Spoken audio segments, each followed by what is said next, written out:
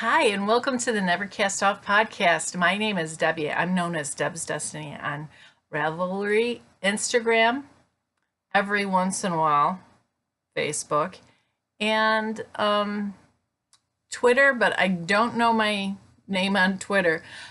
I ended up getting on there a couple weeks ago because of um, really cool post that ended up hitting the local news here in Michigan. There is a police department in Michigan for Troy, the city of Troy, and they wanted to get 10,000 viewers. So whoever the brilliant person in charge of their marketing department, they ended up saying, "Well, we'll get a police cat if we get to 10,000 viewers," and I think they're up to like 15 or something like that, and now Toledo and somewhere in there's a couple other counties now or police departments that now that want to have a cat department as part of their police force. It's just hilarious. Whoever is that in charge of that Twitter account is so funny. They have a natural gift. If you like cats and you want to laugh, it is definitely worth watching.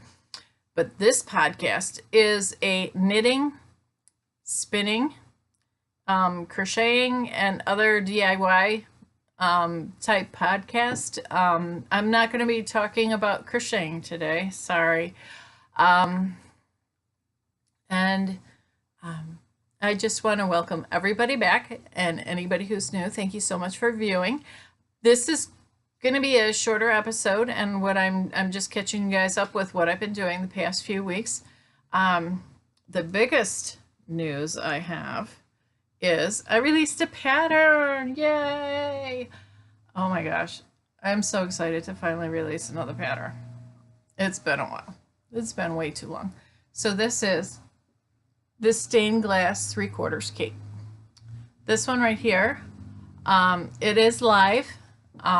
If you can look up me on Ravelry, or you can stained glass cape.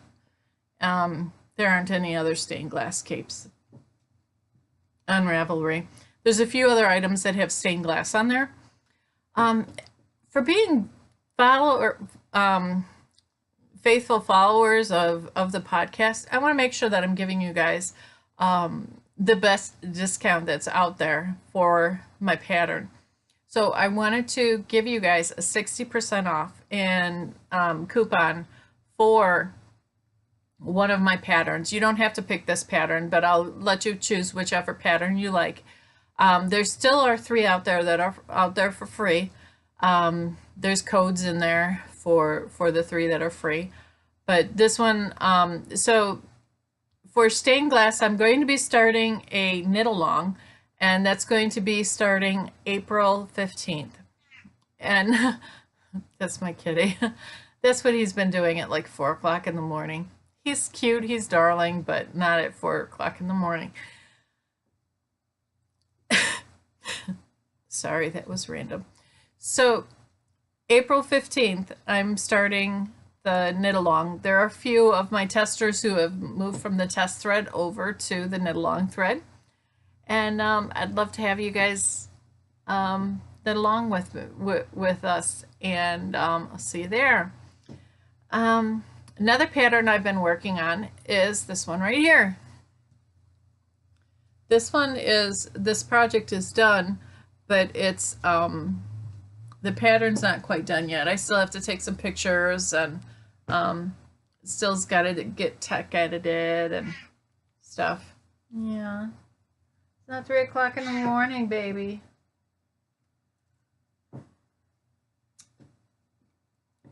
No, he just wants to sit by me. Yeah, there's not a lot of space. Then he'll want to sit on me.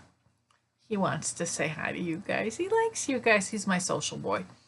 So this one right here, it's a, sorry, I have something on my face. It is a bias scarf, not a shawl. And it's pretty long. Oh no. Okay, he just snagged one of my things. Come on. He wants to say hi. Okay, gotcha. I gotcha. Oh, you're not comfortable? Okay. Oh. No kitties were harmed in the making of this video. He's down, he's safe. He just wants to sit on my lap. There's just not a lot of space here. Hopefully he won't snag anything else. Okay, so stained glass. I'm going to call this one probably summer semester. I'm not 100% sure, that could change. And so that one, I have to get the pictures and then I'll be able to start test knitting that one. And actually keeps me warm, so I'm going to put it back on. And then I've been working on, it's called Veronica. It's by Very Shannon.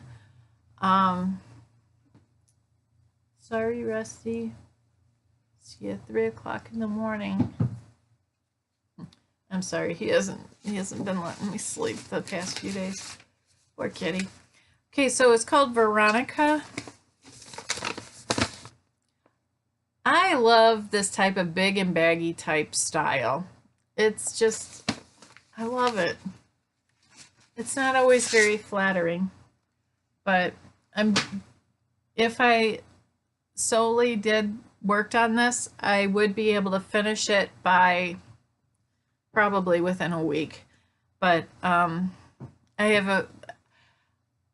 trying to work on a mystery knit along for you guys. I'm hoping to get it out, but it's not that far yet. But I've been working on it. I want to surprise everybody, so I'm not talking about it on the show except for to mention that I'm planning to do a mystery knit along. Probably late summer, early fall is my hope. Okay, so I've been doing some spinning. This one is Romney. It has a brownish haze to it, and some of it is kind of thin, well, for me. And I am sending this one to Stonehenge because it's not that soft, and I know if I have it in top or roving, well, if I put it in top, it'll be softer than just taking it from the tuff and pulling it and spinning it that way. But I like to spin my wool that way. I like to get it in the I like to get it in from the fleece and clean it and then just spin from that. So it's clean, but it's sometimes it's got a lot of lanolin still in it.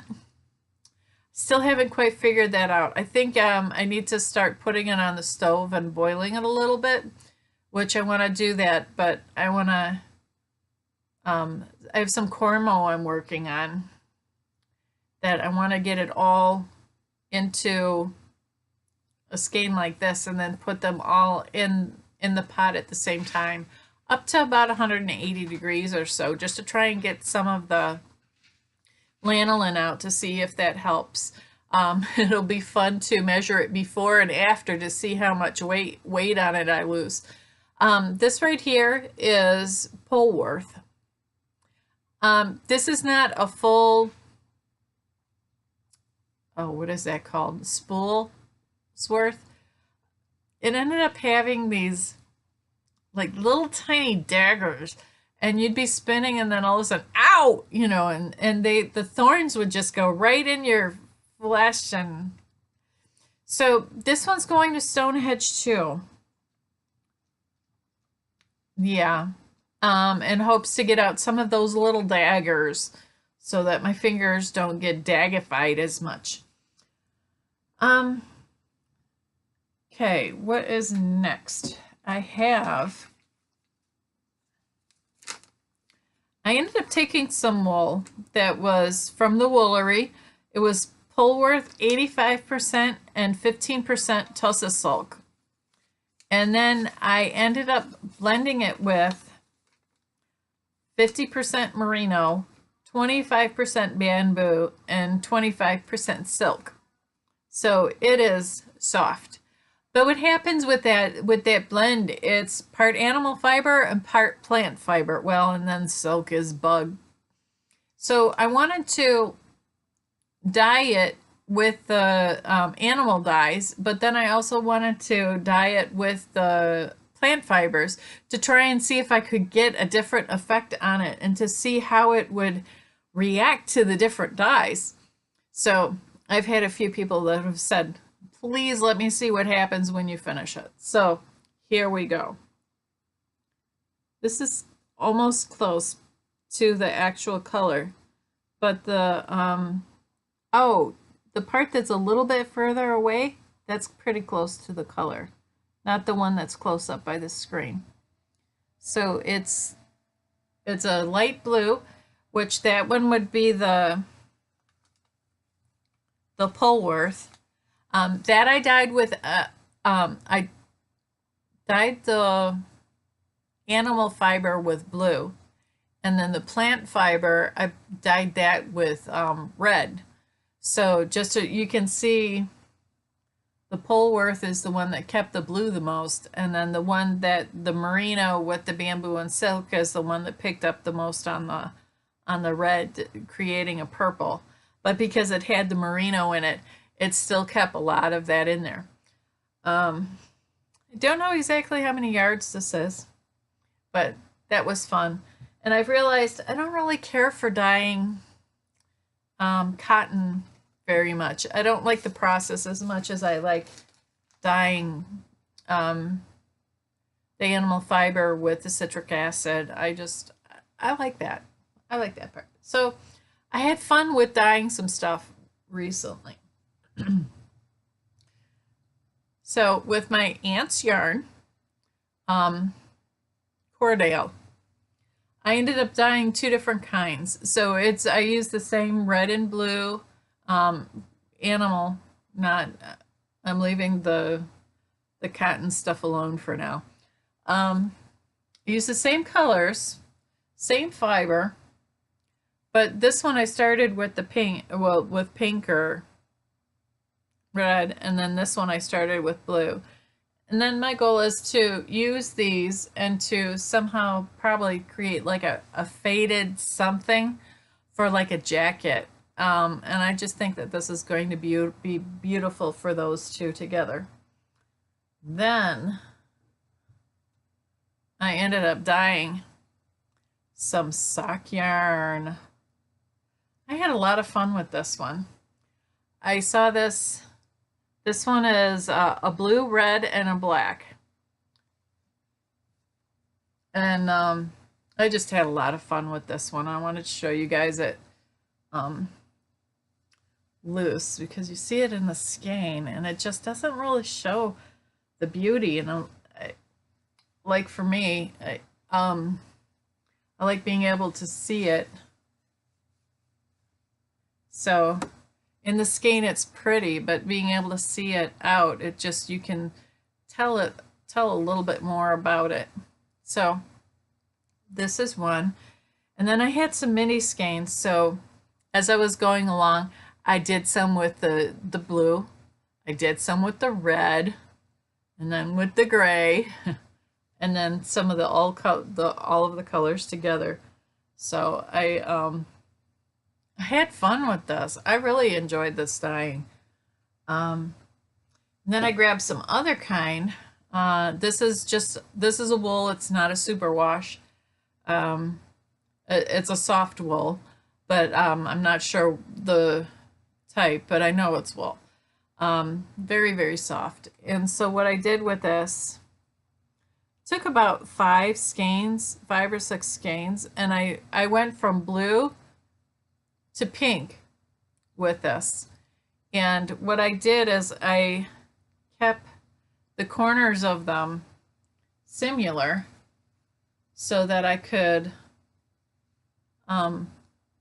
fade them from blue to purple to reddish purple to red or pink, and use it that way. So I had a lot of fun with this one too. Um, so this is the third one that I was having fun with on that. Oh, and I want to start including stories because I think there's just so much joy in real life. And if you can't laugh at yourself, I mean, really, who can you laugh at? And there's just so much in life. I just give myself so much material to laugh at that thought I just wanted to come up with a story for you guys. And so I've been paying attention to the different stuff. Last week, I ended up pretty stressed out with all the different stuff that I had to do, with trying to apply for the university, with all of the different classes I've got going on, and just all the different stuff. And I ended up stressing out more than was really needed, or more than what was really healthy. So I started seeing that I was doing some weird things. So I thought I would share it with you. So in case you haven't noticed, I got my hair cut.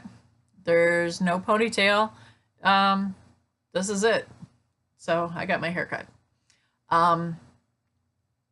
I was thinking that with all the dyeing that I was doing, that it might be cool to have, like, in the back to take some of, if you take the ponytail and then have the person cut it, and then you can get, a good 5 or 6 inches or something like that, and you can dye it in some of the animal dye that I've been doing with all the other stuff. And I thought, I can dye it, and then you know what I can do? I can take it and I can braid it, and then I can attach it to a clip, and then I can have like a purple braid coming out from my hair. So somewhere in my head, in a stressful moment, it just seemed like an interesting idea. So I had them cut it off.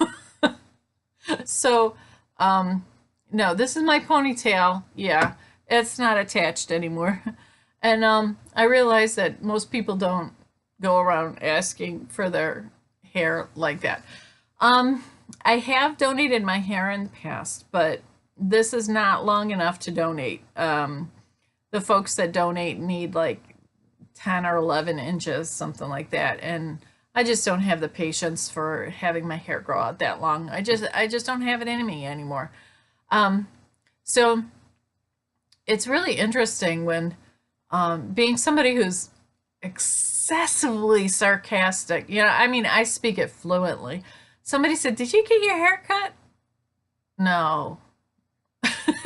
And it's hard to not say that. I mean, it's really hard, but I like people, so I don't want to be too like put offish or to insult them or anything. And I'm like, okay, how can I say something snarky that won't be offensive, right? And then I'm talking in class, and somebody says, "Oh, I love your hair. I meant to say last week, but I blah blah blah blah blah blah."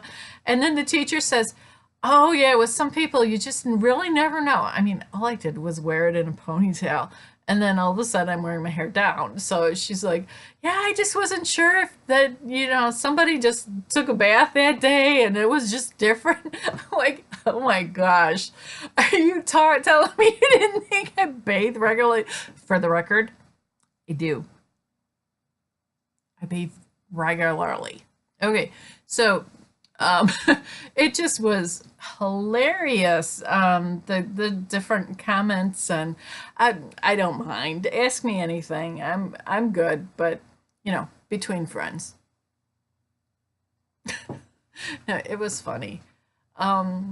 She didn't think I bathed. Okay, she didn't say that. I'm taking it out of context, but it was just hilarious. She goes, and then I told her, I'm doing a podcast. I'm talking about that on the podcast, and she just looked at me kind of funny, but I'm not mentioning her name. Oh, the code. I didn't tell you what the code was for the cape. It's going to be 60. That'll be the number, or the code. So you'd put 60 in there, and it'll entitle you to 60% off of one item. Okay, what else am I forgetting? Okay. I really appreciate everybody who watches. It really means a lot that there's anybody out there that watches. Um, I really do truly appreciate you guys. And it really is a big deal to me that you do take the time to watch. And I know Sheila feels the same for yeah, when she's here, she's like, wow, it's just amazing that everybody's watching. Um, and it just really thank you. Thank you for coming back every week and or every episode. And I keep trying to record more episodes um, more frequently, but it hasn't been very regular this year. I do have another one coming up next week, though. I have a really cool person that I am going to be interviewing, and the episode will all be all about him. Okay, so that narrows it down for you. Half the population in the world, it's not a female that I'll be interviewing.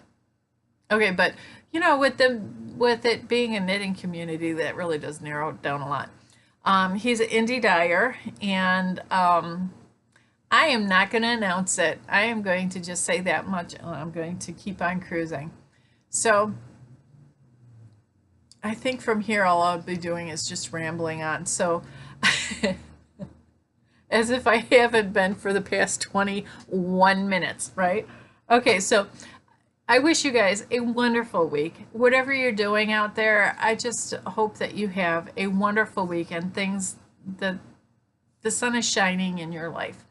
Thank you so much and have a great week.